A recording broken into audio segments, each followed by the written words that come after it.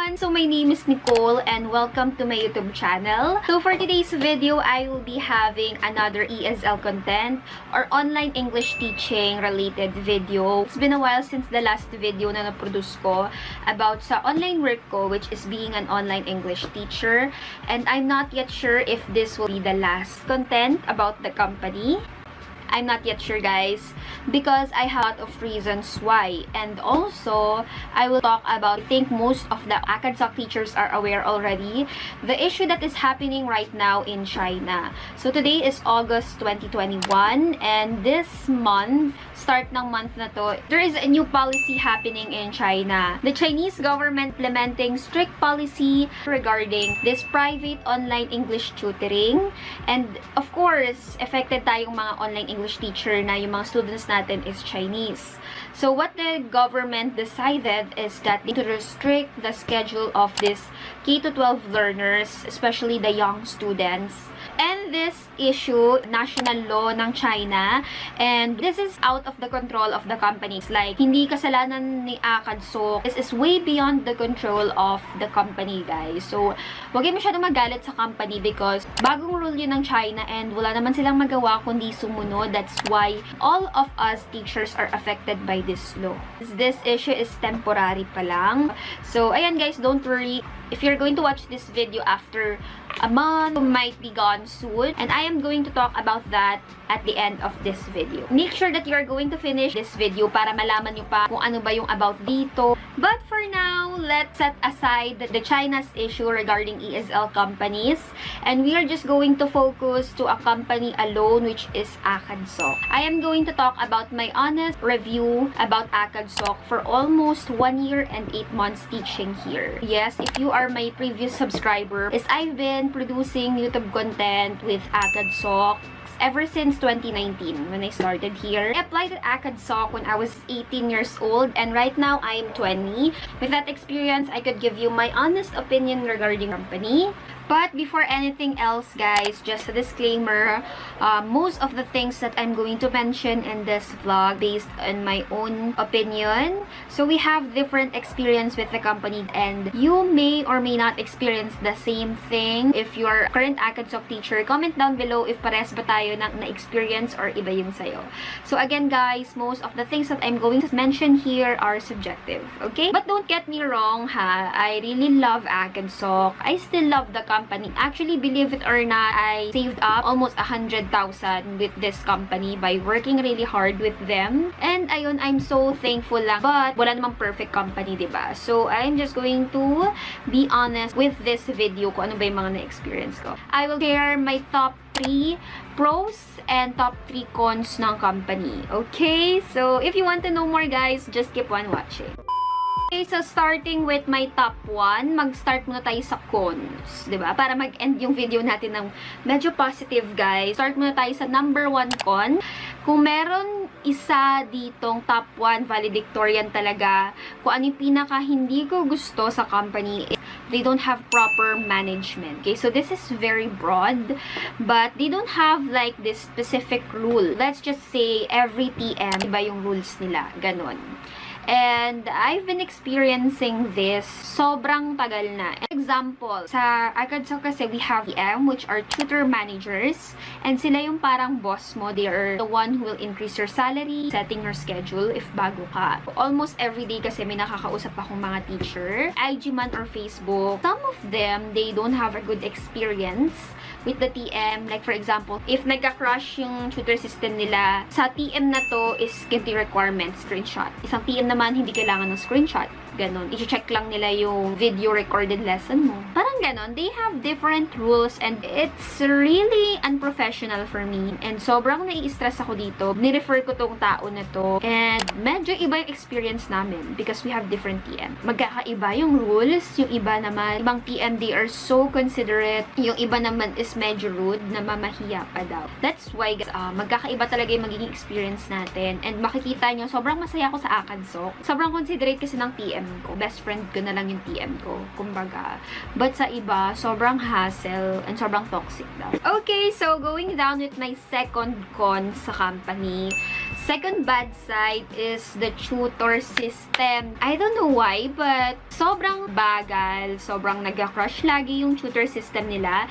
It can be the tutor system and even the classroom itself, guys. When you applied here at Acadsoc, you are required to download so many software. Magkaiba pa yung tutor system, yung classroom, class in a classroom, and they keep on crashing. Super hassle. Hindi nyo pa alam, guys, I also have a second ESL company. So, backup ESL company ko to.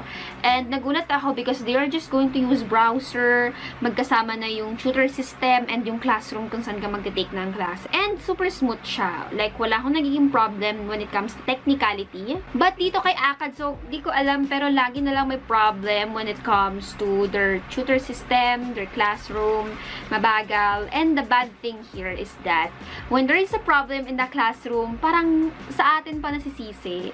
Like, parang problema pa minsan ng internet natin, sinasabi ng PM, which is yung internet speed ko is over 100 Mbps na. Nag-upgrade pa ako ng internet.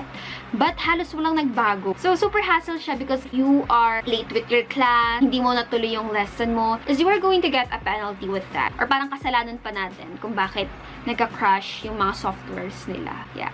Okay, so my third con, they are not considerate. It's unreliable. To be honest, Acadsoc is really a pandemic saver. Sobrang laking tulong ng mga online tutoring to produce income, especially for me na student. Unfortunately, still unreliable. If you're just going to work with Acadsoc alone, unstable yung income mo. Di mo alam kung kailan ka magkaka-penalty. They are not considerate. For example, there is a typhoon, nawalan kayo ng kuryente. Ayun, sobrang mahirap mag-cancel ng class. They are going to penalize you, nawalan ng kuryente, penalty pa rin. Like, it's unexpected. Sobrang hassle. I think those are my cons. Para ako nag-rant, but just a real talk lang. Okay, so now, moving on with the pros of the company. I have a lot of things to say also sa mga good side ng company na to. Sobrang nagustuhan ko. And those are the reason why I'm staying here. Yeah. So, first pro is my students. Sobrang babait na mga student. Yes, there are some rude students, but I think hindi naman ganun karami. You are also going to meet a wide variety of students. It can be kids, teens, and adults. And for me, my adult student, they are friendly, guys. Open that they just want a free talk. It's like you're talking to a friend. So, they are fun to talk with. I really love the student. This is the top reason why I'm still continuing with the company. Lalo na sobrang passion ko to teach English. Okay, moving on with the second good side of this company is their trainings. Yes, hassled sa mga trainings. Marami kang sasagutin na lesson materials na for almost 1 hour, 2 hours. But for me, it helped me to grow as a person, to grow professionally, to teach well because there are ESL company, guys, na hindi nagpo-provide na training. Kung ano na lang mapag-aralan mo mag-isa, Acadsoc, they are really investing on trainings. Laging merong mga trainings dito. Though hindi siya paid, but it's okay pa rin kasi it's free and you will learn a lot here. So, yeah, I love the training. Though medyo tinatamad na ako sa trainings, but before when I was starting, their training really helped me improve for my teaching style. So yeah, I love the trainings here. Going down with the last pro or last good side of this company is of course the hiring requirements or hiring process. So, if you didn't know, guys, I am a working student. I'm actually incoming third year college sa FEU. Yet, they still accept me. I was 18 years old when I was applying here, accepting college graduate, undergraduate, students, as long as you can perform better in teaching. They are very considerate on the application. For me, madali yung application process. You're just going to set for an interview, trainings, demo, and hired ka na in my time. I think ganun pa rin this time. Talagang magtatagal ka lang ng konti sa training. I really love the hiring process. And also, the salary here. If you're going to ask, how is my salary? Is it pros, cons? Maybe it's both. So, 90 to 110 pesos per hour. It's a big help na. Lalo na if you're at home, that salary is a big help already. Actually, I have a long list ahead. I have a lot of things to say about sa good side and bad side niya. But for now, that is just it. Ayun lang naman po lahat ng mga pros and cons ko. Guys, again, these are all subjectives. You may agree or disagree with me, but these are my experience for more than 1 year teaching here at Acadsoc. Okay, so now moving on with the Chinese government issue on ESL companies. So there is a new Chinese rule that really restricts online English teaching, especially from foreign teachers. And this law really affects the company and wala na silang choice. Nobody wants it. Hirap lang talaga to cope up because there are no more bonuses. Yes guys, you heard it right. Wala nang bonus na i-produce si Acadsoc starting August 4. No completion bonus. There is no perfect attendance bonus anymore. Wala na ring enrollment bonus. Sobrang laki pa naman ng enrollment bonus. Especially for me as a top tutor, I'm handling trial classes. Sobrang laking difference if mawawala yung enrollment bonus ko. And lastly, yung referral bonus. They will going to stop counting the classes and give you referral bonus. Lastly is freeze hiring na. I also have referred teachers and I'm really sorry if nag-ask ka ng question sa akin, I referred you. I didn't expect this coming.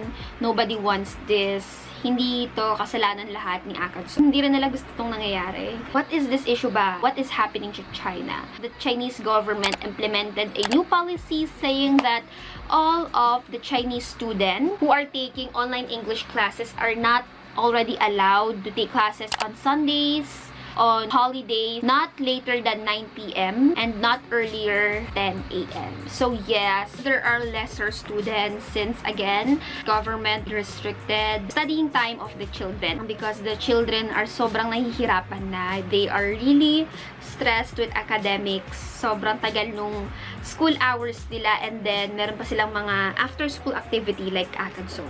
So, it's a good thing naman na ginawa ito ng Chinese government. However, as na online English teacher are affected. So, yeah, there are adult students here at Acadsoc, but most of the students are kids. Actually, right now, Acadsoc even locked the schedules. Wala na talaga akong schedule, but most of the teacher na kausap ko, hindi na siya makaplot ng schedule niya. It really affects our job, syempre. Sobrang devastating, sobrang hirap. Before, naglaylo na talaga ako sa English teaching ko since I focused on my studies since I'm a college student. And yeah, babalik na sana ako sa online English teaching. But then, this issue came. So, I was questioning myself, should I still continue teaching in this company? Should I find a new job? Should I open a business? Because unreliable na nga yung source of income ko dito. Since nababawasan yung mga students, EMs are locking our schedule. And that's what's happening right now. Wala na tayong security in this job. So, that is why nakaganito ako because I have a job interview later. I may be switching a career. But I think I will stay here for part-time na lang. Siguro 1 hour a day just to fulfill myself with that teaching energy. Sobrang energized kasi ako when I was teaching. So yeah, I might be looking for a new source of income. Teachers, be open na lang. Right now, if dito kayo nagkukuha ng source of income, sobrang unreliable na. If nafe-feel mo wala ka ng security sa job na to, you are free na mag-apply, be open. It's okay to be still loyal with the company, but then again, recently, hindi na talaga siya reliable. So, ayun lang guys.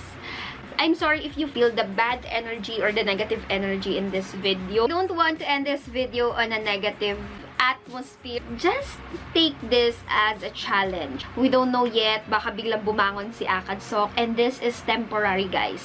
But I really suggest, na sinasabi ko sa video ko before, sa savings video ko, na don't put all your eggs in one basket. Have different source of income, start a business, apply for a job. Starte na lang guys. Just take this challenge in a positive way. Huwag tayo masyadong ma-down. Just be open to some opportunities na lalapit sa inyo and makikita nyo. Please comment down below what are your thoughts. Talagang positive lang tayong mga teachers, okay?